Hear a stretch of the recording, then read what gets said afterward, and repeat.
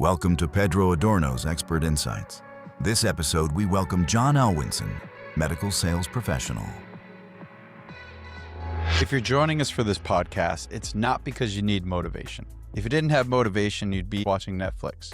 You're looking for something, and maybe what you're looking for is a system. So welcome to Expert Insights. I'm your host, Pedro Adorno, and this is where we focus on healthcare, medtech, business, and sales. Today's guest is Jon Alwinson, a medical device leader, longtime regional manager, and author of Amazon's best-selling book, Relentless Sales. Jon has spent nearly 2 decades selling, leading teams, and studying what separates consistent top performers from those talented sales representatives who just stay busy, but they never gain traction. In this discussion, we do not touch on working harder. The assumption is that you already work hard. What we do discuss is the importance of how to organize and attack your territory. We discuss what hiring managers are actually looking for, both when you're interviewing and when you're already hired. He shares why preparation, curiosity, and a repeatable sales process creates lasting success. And finally, we break down The Hunt. This is Jon's 5-phase execution system. He has spent years designing this system to help sales professionals stop reacting,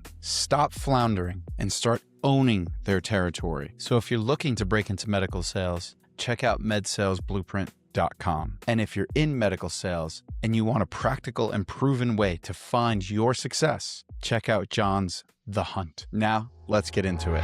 What is The Hunt? Yeah, the Hunt is really a 5-part execution system for anyone in sales, B2B sales. Obviously, I've spent most of my career in medical device.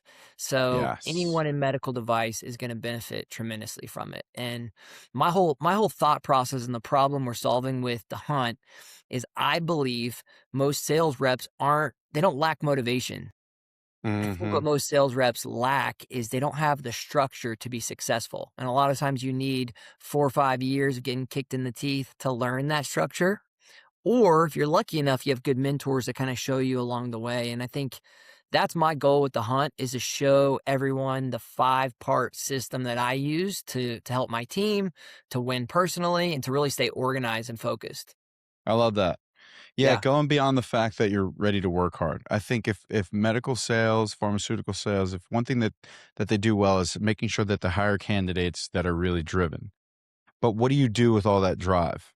Because you can just drive yourself into a wall, right? Like, and I've seen people do. I've done it, and I've had to figure out my own process and have it evolve over time. So the Hunt is a process that you developed, a way for people to find their success, specifically in medical sales?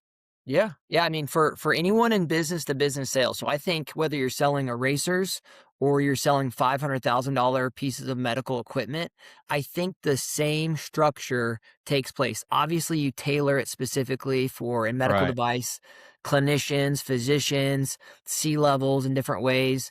So obviously the sale itself is different, but how you organize a territory from when you walk in and say, oh, what do I do here, to closing the sale, I think this system can fit in any industry, but I know it wins in medical device. Yeah. When I looked through it, it was agnostic, but I can't help but look at it as, okay, hospital, doctor, senior rep just gave me this territory. What do I do with it now? Like, I was like, this would have been real nice if I was handed something like this from the get-go, instead of spending a year and a half spinning my wheels and then going, oh, that was successful. And then, I don't know how many days just wasting time.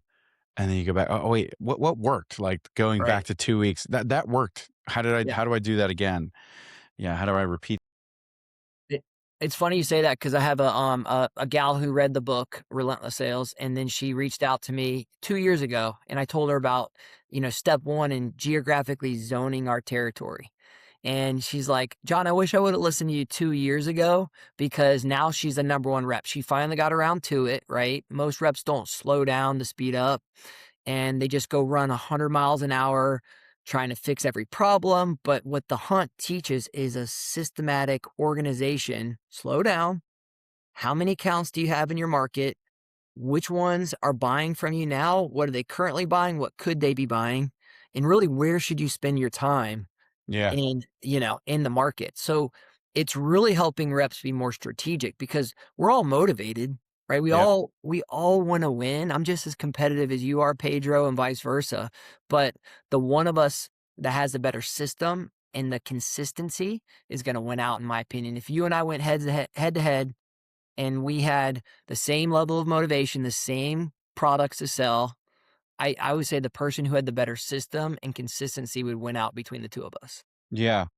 No, I really like what you have because the pillars of what you have, like what you make sure whoever it is that's looking through this and utilizing it is going to focus on the right things.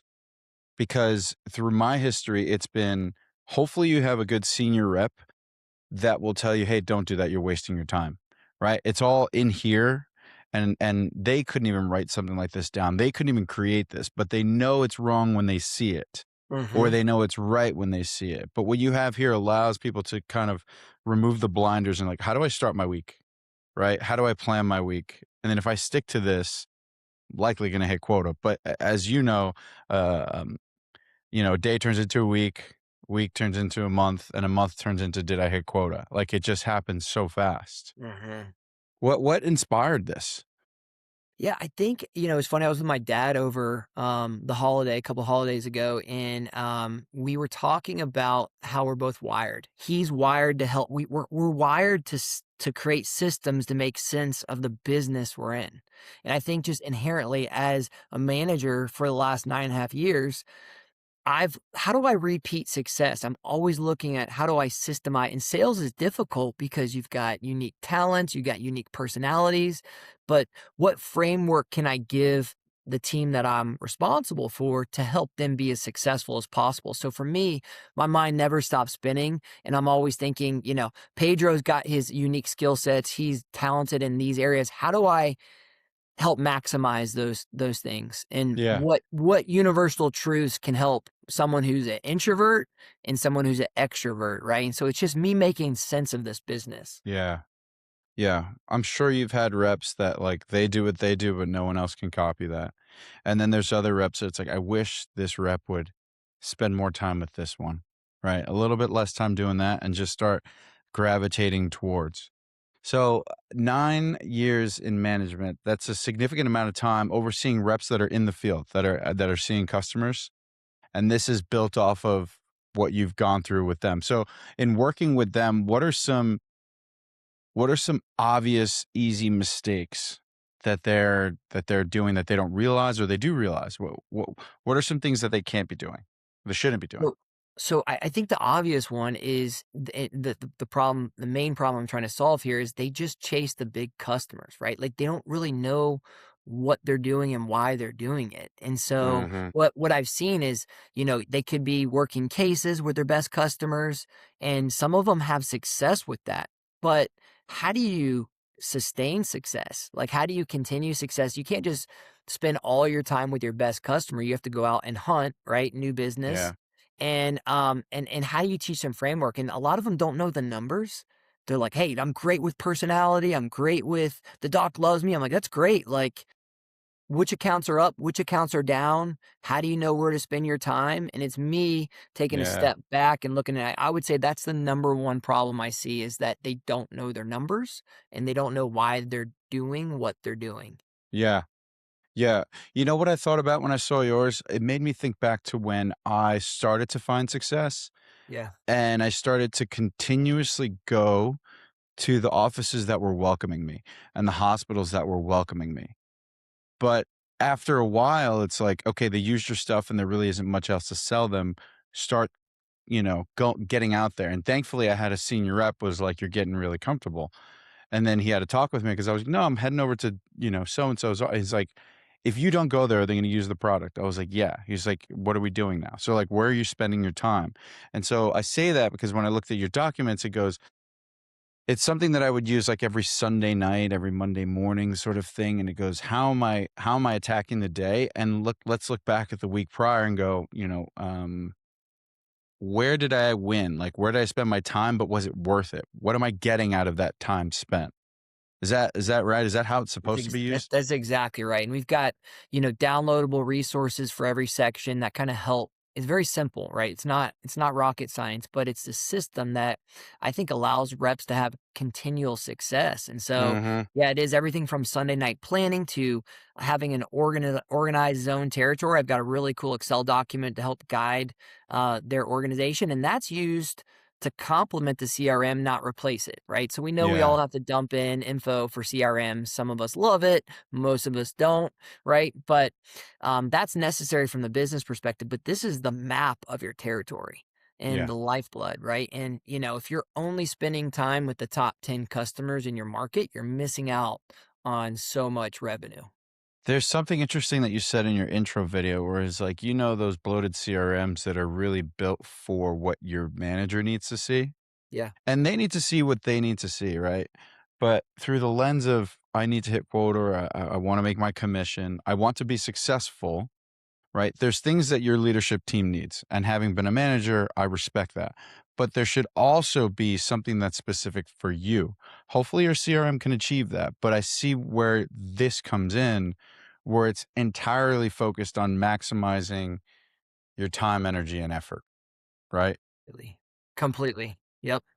Yeah. Yeah. So I've been with very big organizations and very small ones. And like, for example, a small company needs to raise money for their Series A, um, Series B, and they're going to need a lot of information input into the CRM.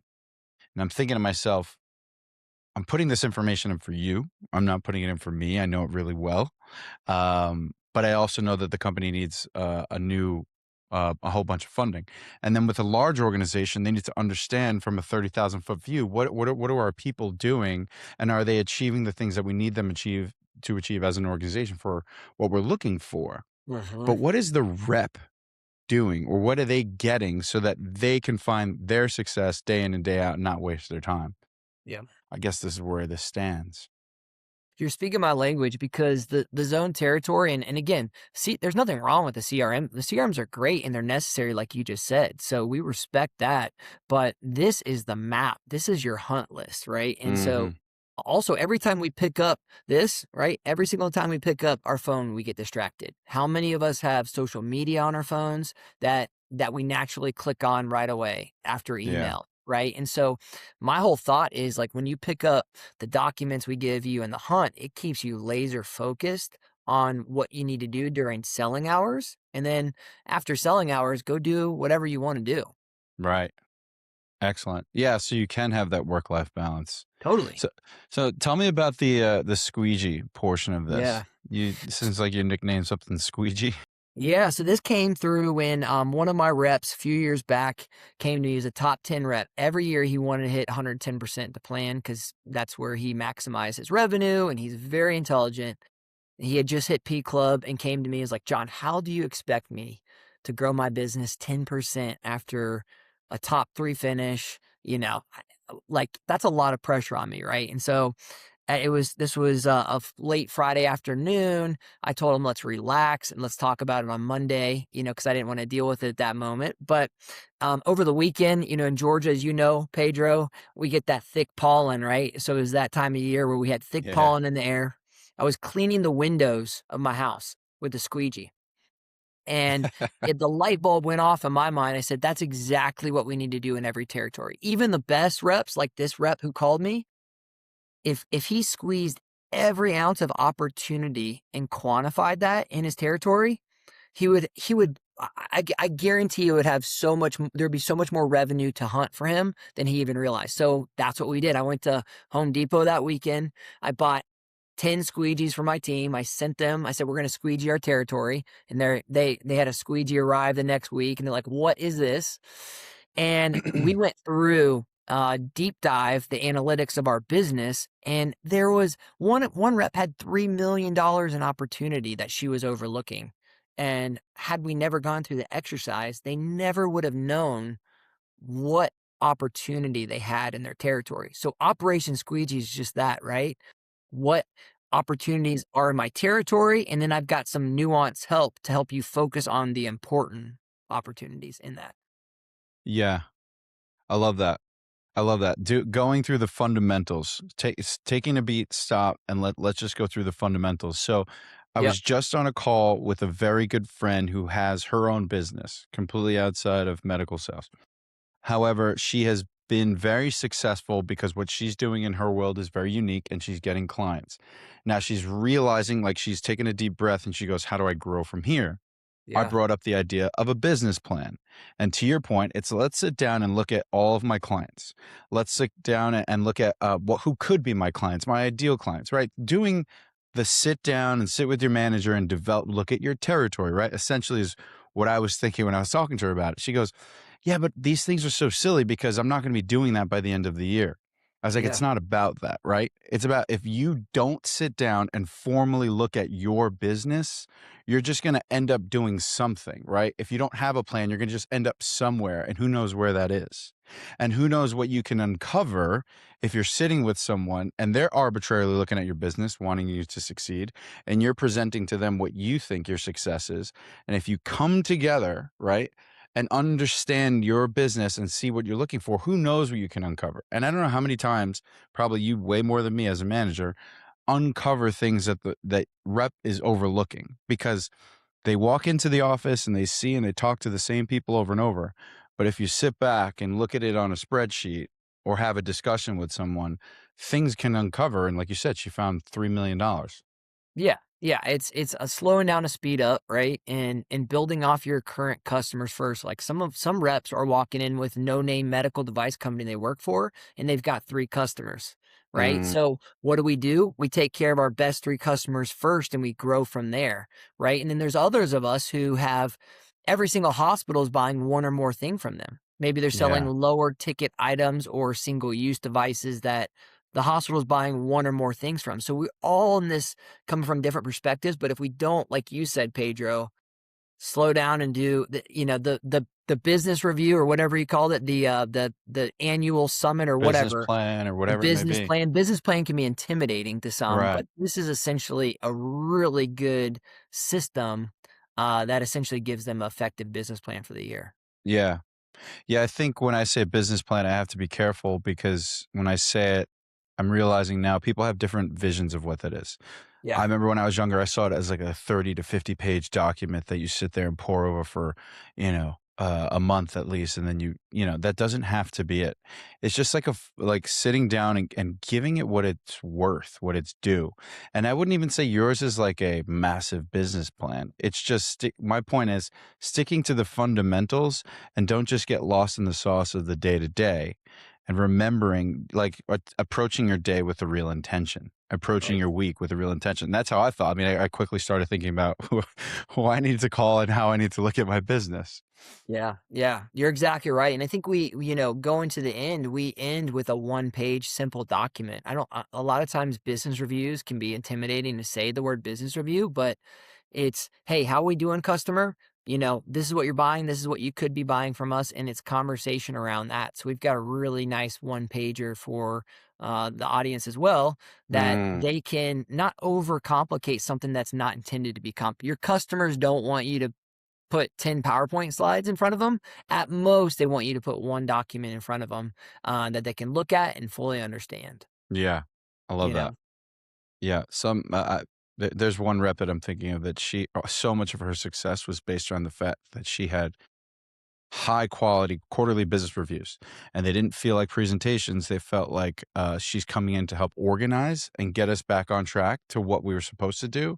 And then every single time, whether it was her prompted by her or the customer saying, by the way, do you guys have this too? We're having this issue. She just came in like as a trusted consultant, and then next thing you know, she's hitting her number. So now I wanted to pause for a second. Who is this for? Is this for the brand new sales rep? Is it for the experienced rep? All in between? Who did you have in mind? yeah, I mean, the person who's going to get the most out of this course is someone who just got in medical device or any other sales field and is like saying, oh, shoot, what do I do now? Right. Hmm. That person who kind of bluffed their way through the interview or said, I'm going to be the hardest worker in the room, which we all are, spoiler alert. We're all the hardest worker, but that person who has no idea of what to do, how to organize a territory or first couple years in med device is going to benefit tremendously. Now, that said, I've had people who've went through the program and they're a 15-year vet and like, holy cow, Jon, I'm taking this, this, and this from you too. So I think it is for everyone, but the person who I think will benefit the most from it will be that early tenured medical device rep. Yeah. Yeah, no, I could see that. I mean, I've been with 5 companies now, and not one has handed me anything like this. So, Yeah. now when it comes to having been a manager, um, and focusing on, the newer sales reps, what is it that you're looking for someone who's considering getting into medical sales? So somebody's, I think I want to get in, or I know I want to get in. What is it that comes to mind for you?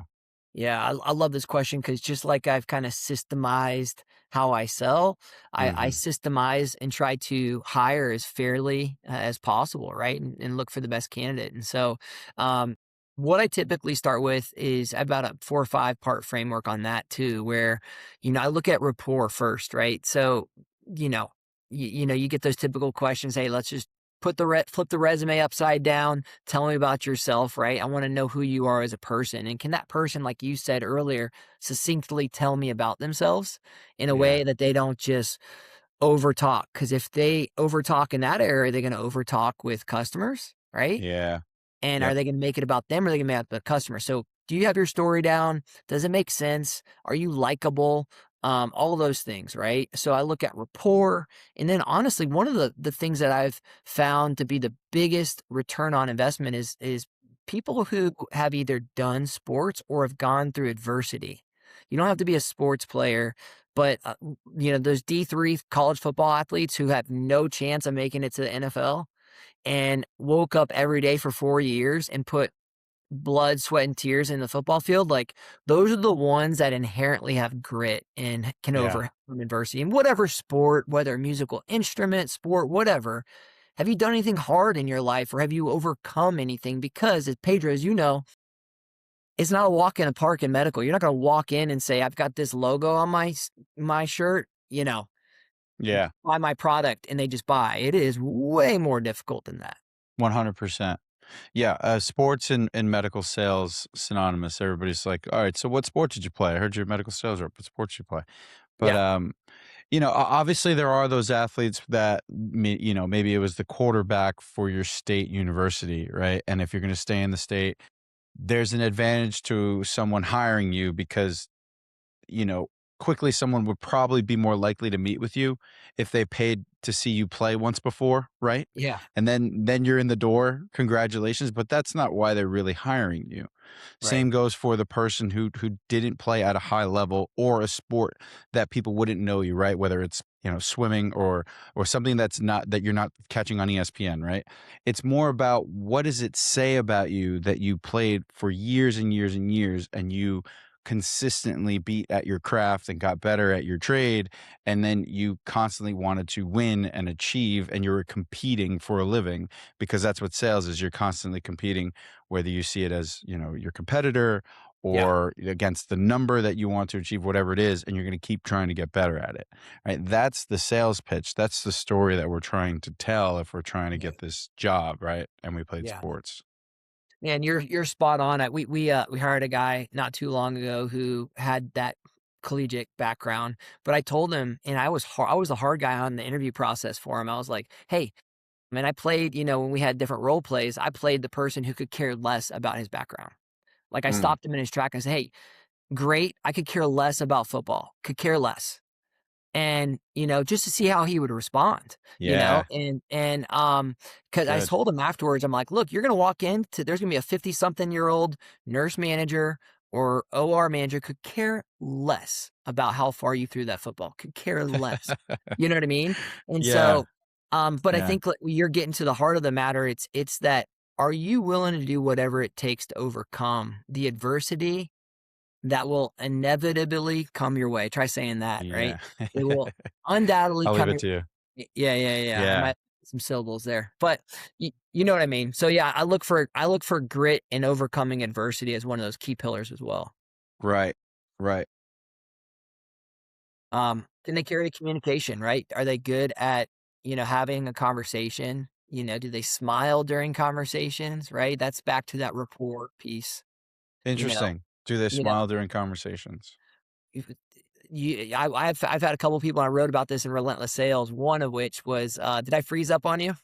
No, no, I realized I wasn't smiling.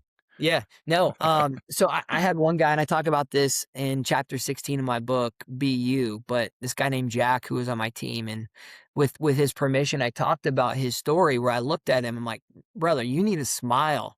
I'm like, "When you don't smile, you look mean, you're coming off rude." And that kid went to really go from last place in the company to top 10 finisher, and so his identity really shifted when he was selling from who he truly was. And part of that is smile, be silly, have fun, Yeah. self-deprecate a little bit. I love that. He was willing to learn and hear something, not so great about himself and take that and propel. Because it's not necessarily the smile. It is, right? You don't want to have a RBF, Right. and try and sell somebody something, and have people like you. But it's more about,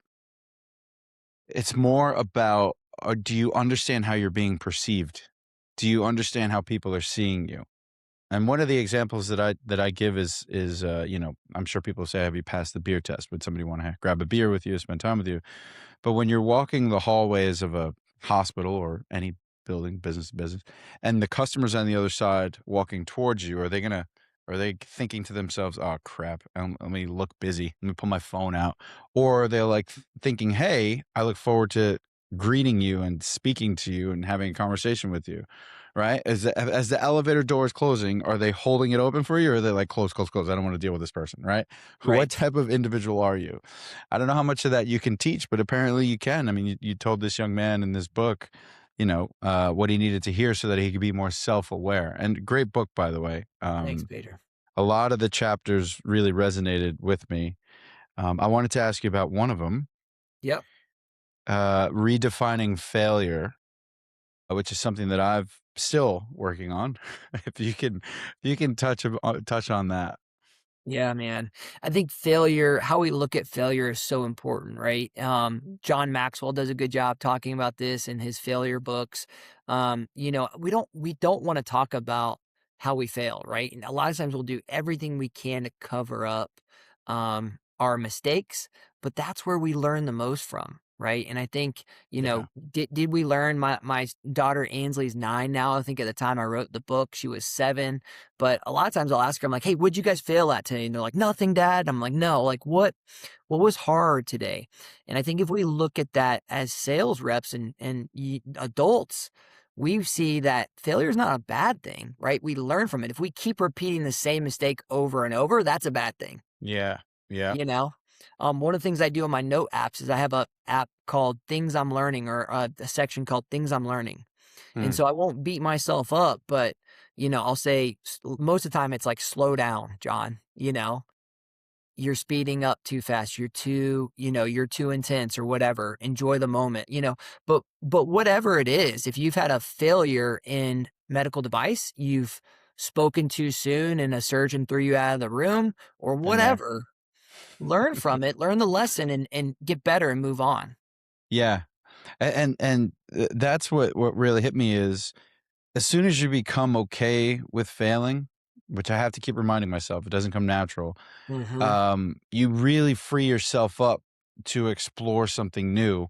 And then when you do fail, it's it feels great in a way, as weird as it sounds, because it's like, now I know not to do that. I saw where I messed up, and now when I try it again, I'm going to not do it that way. I'm going to do it this way. And it's one thing to hear about something or someone to tell you about their failures or observe it, but it's another one to experience it. So for Yeah. me, it's probably more on the smaller side where, I'm going to give an attempt. And the example you just gave was, uh, it was a case, one of the first cases I was covering myself in I think it was either a wrist or a foot and ankle case.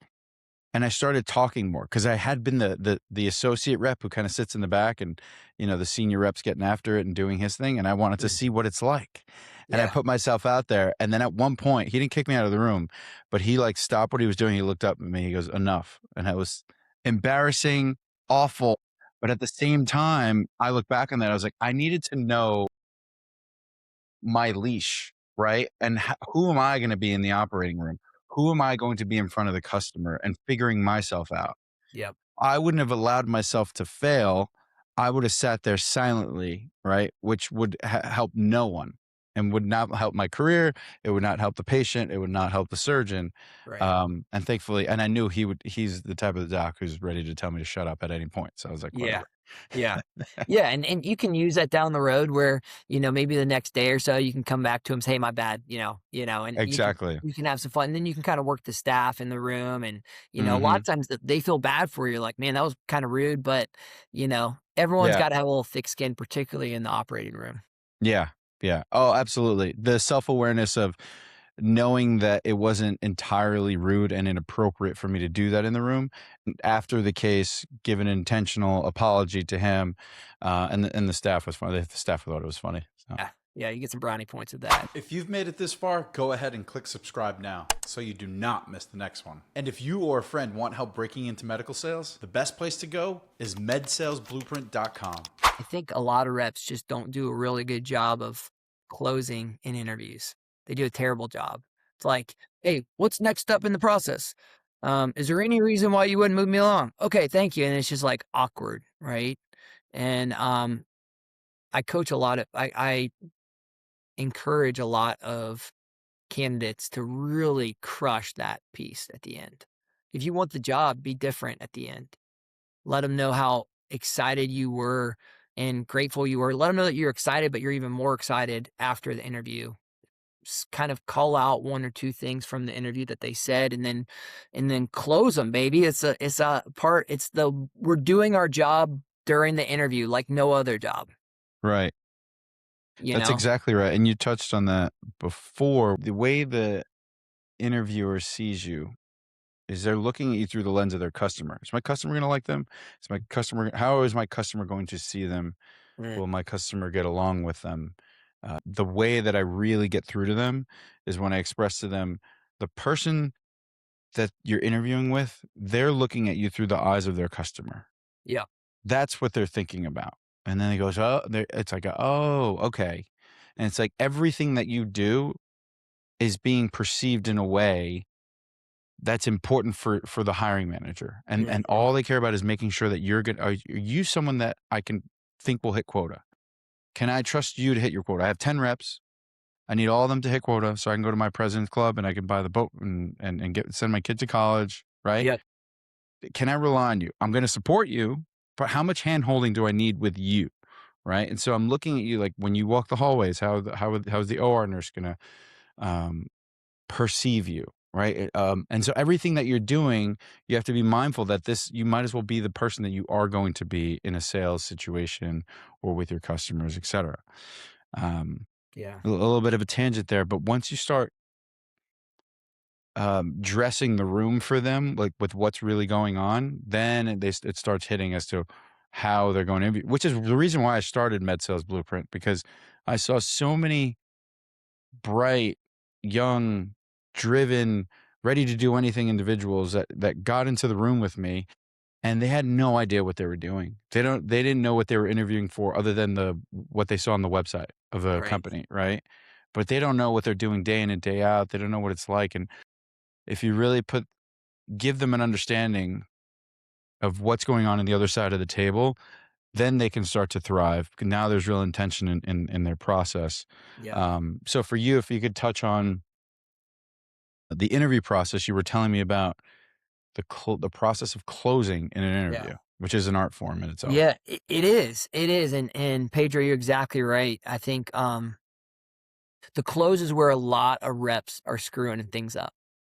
We get through the initial rapport. Some of them are good at the rapport up front and they're like, it's going great. And then at the end, they're like, do you have any objections of moving me to the next step? What is the next step? Okay, thank you. And then they stand up and shake your hand. They're out. And it's like, dude, you totally blew it at the end.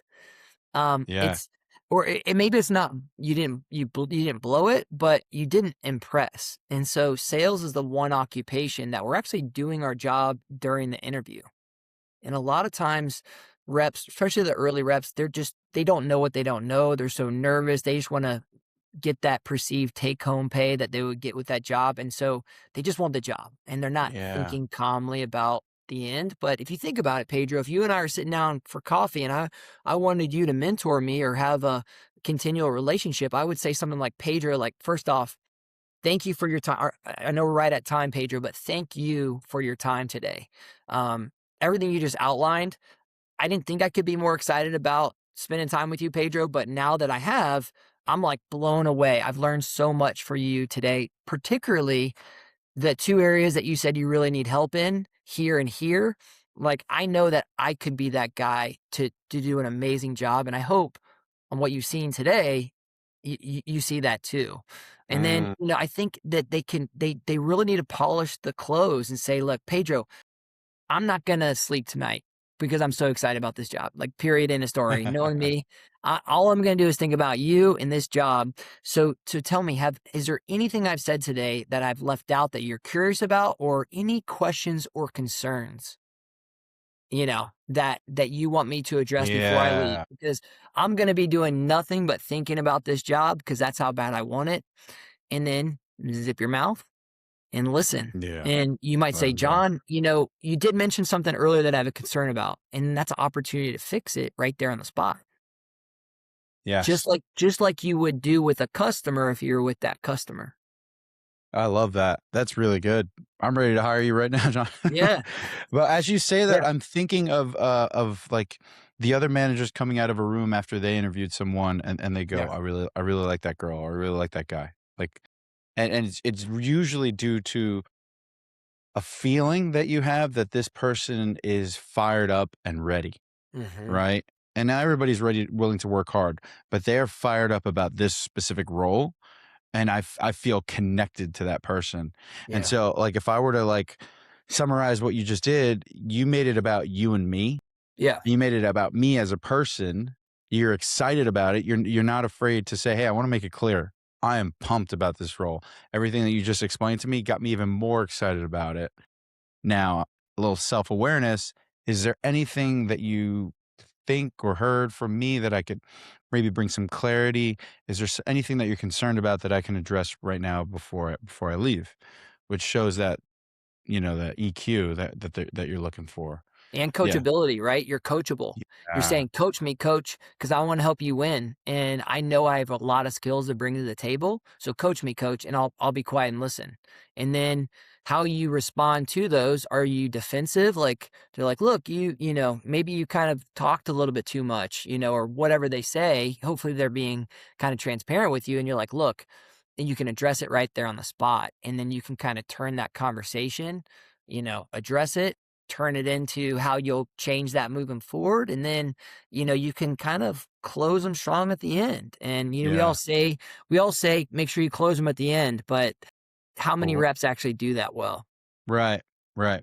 Yeah, and what exactly does that mean? I had an old colleague on in a former podcast, and he was saying close to the next step, which is funny because we would say that when we both worked together selling robots. And because it's such a long process, you want to make sure you close to the next step. But what does that even mean? And I think you answered it here as to, how you set that intention, you give the person that feeling and that understanding, and then of course the self-awareness that show that you're coachable, and ready to move forward. Yeah. Um, if I could switch topics really quick and different process, it's back to the sales process. Yeah. Let's touch on the having an intention with the actual sales process. So I don't know if it includes the day, right? We were talking about how you handle your day or your week. But your actual sales process, Yeah. what is your sales process, or how does someone find their sales process?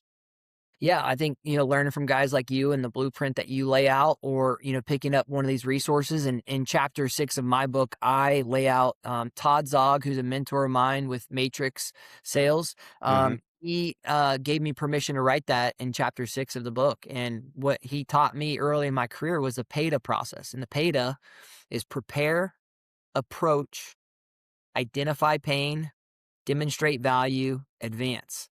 And I added close and follow up to that.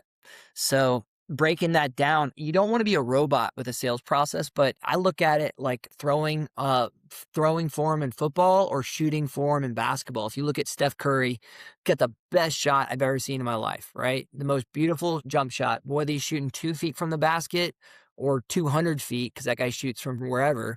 Yeah.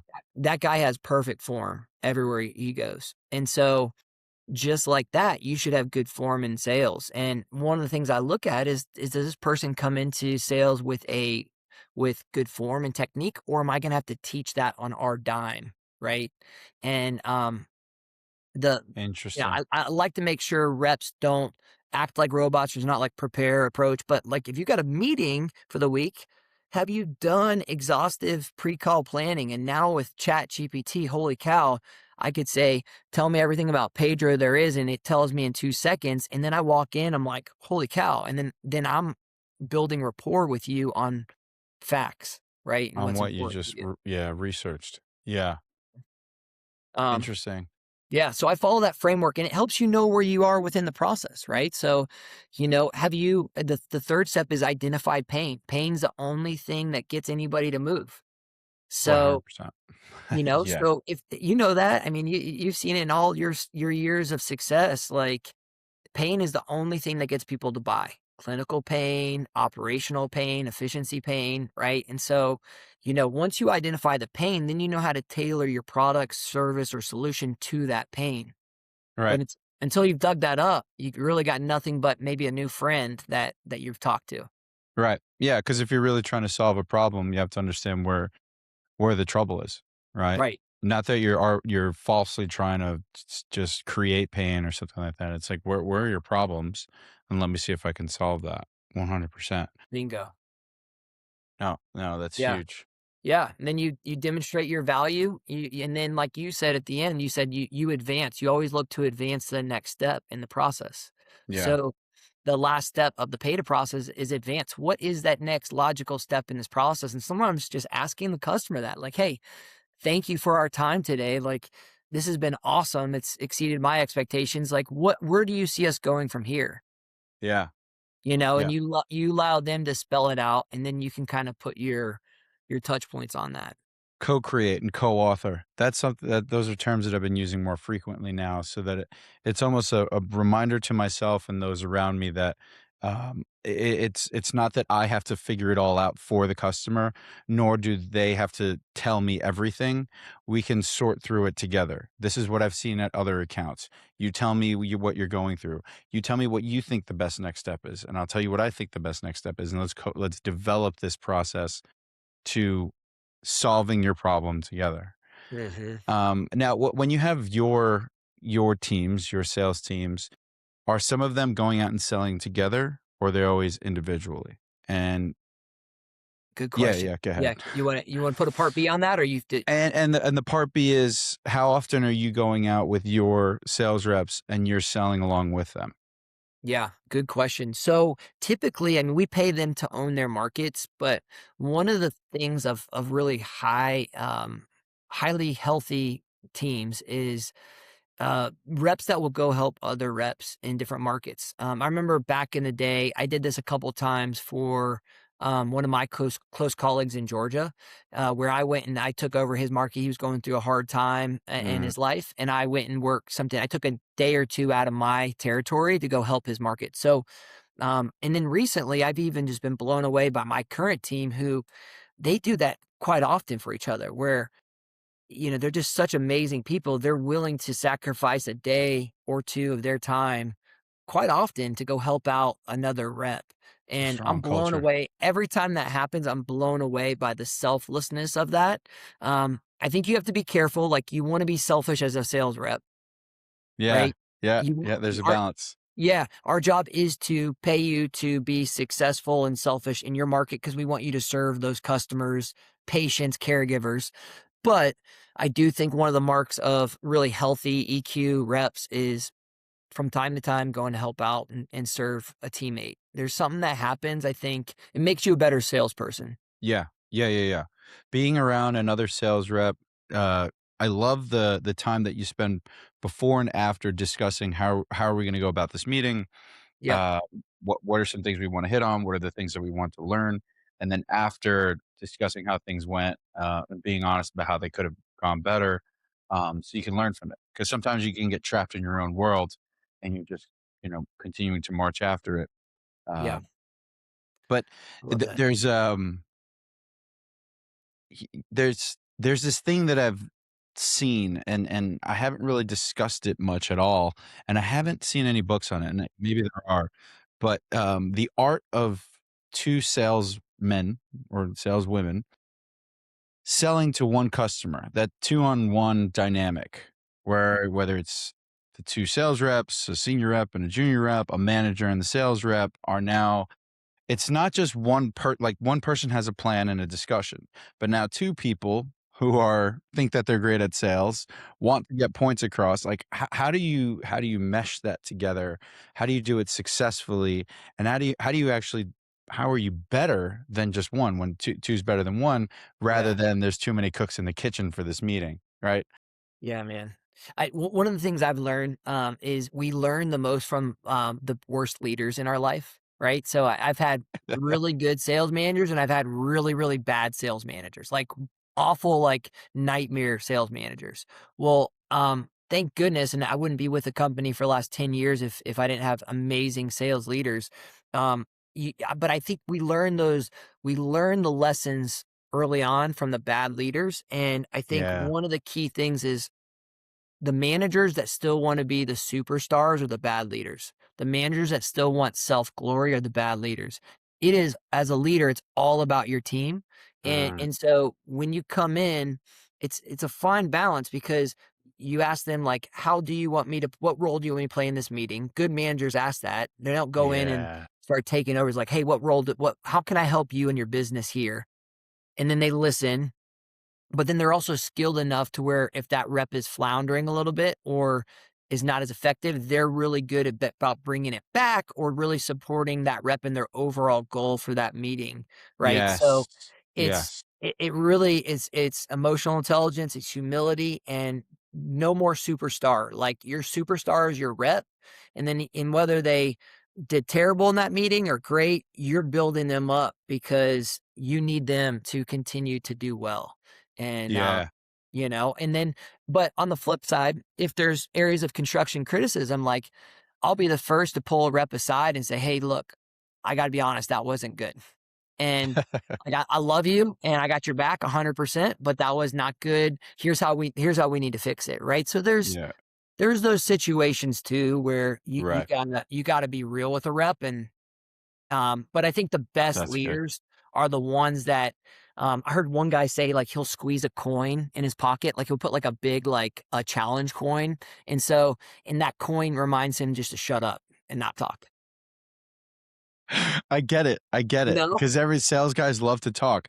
So he's literally causing pain to his hand to Yeah. shift the focus from talking to like, let me keep squeezing this freaking thing. Exactly, exactly. So I think Interesting. there's a little bit of there's art, there's science to it, but ultimately trust your rep. We've hired them to do a big boy, big girl job, and we've got to trust that they're going to do it well. And then our job is to help guide them in the process. I think that's great. I mean, first off, thank you for being honest about having had managers that weren't so great, but also explaining the fact that senior guys can come in, and a lot of managers were successful sales reps, right? So they come in and they look at the hierarchy and maybe they're thinking, I need to step in here. They're expecting me to step in here. It's like, no, no, no, this is not your customer, right? If anything, a really great player. So let's stick to a basketball analogy. Yeah. If you have two all-stars playing, like now on the same team getting paid millions and upon millions, but only one can shoot at a time, right? But if they can start doing give and goes and pick and rolls with one another, translate that to whatever that means in a meeting with a customer, Yeah. right? That's supporting one another and being able to have a really strong dynamic and allow the local rep to maintain that what they're doing. And maybe the local rep wants to hand off to you, but that should be discussed, that should be handled. And yes, of course, having the honest conversation after to say, hey, how did that go? Right. And hey, you have a blind spot, right? Yeah. If we don't help one another out, then who will? So let's not take it Yeah. personal. That's so Yeah. good. I think one thing to add to that is like you said, when that cohesiveness is going on, that's fun. Like I Yeah. love being in the field as much as humanly possible with my team because I think we can bring joy to the customer. So like let's bring a smile. Every lab or every facility that we go in, let's bring a smile. And a Mm. lot of times we're picking and rolling and we're picking and popping and I'm documenting some notes of someone I talked to on a one-off where they talked to it and then that hospital thinks even more highly, man, so and so, that was fun. That was your boss. They came in. And so Yeah. a lot of times you don't need to lead with title. It's hey, I work with. A lot of times I'll just say I get to work with this guy, right, and or this gal, and I don't even lead with my title because I don't think it's important to unless it's necessary, right? And so Mm-hmm. um, when we That's make appropriate. when we make our reps the heroes, we show them that they need to make their customers the heroes, and that's how we all win. I love that. That's huge. Put that on a t-shirt. Yeah. That's how we all win. Size large, send it my way. So But no, but John, but this has been excellent, and I'm grateful that you came on and shared your time and also some really good insights. I'm grateful. So, listen, if you can share with the listeners where they can find you and what you have, because here's what I know. I know you have a book. yeah. I know you have the website. You just came out with The Hunt to help those Yes. selling. But I don't want to foul it up. Where can they find you, and what do you have for them?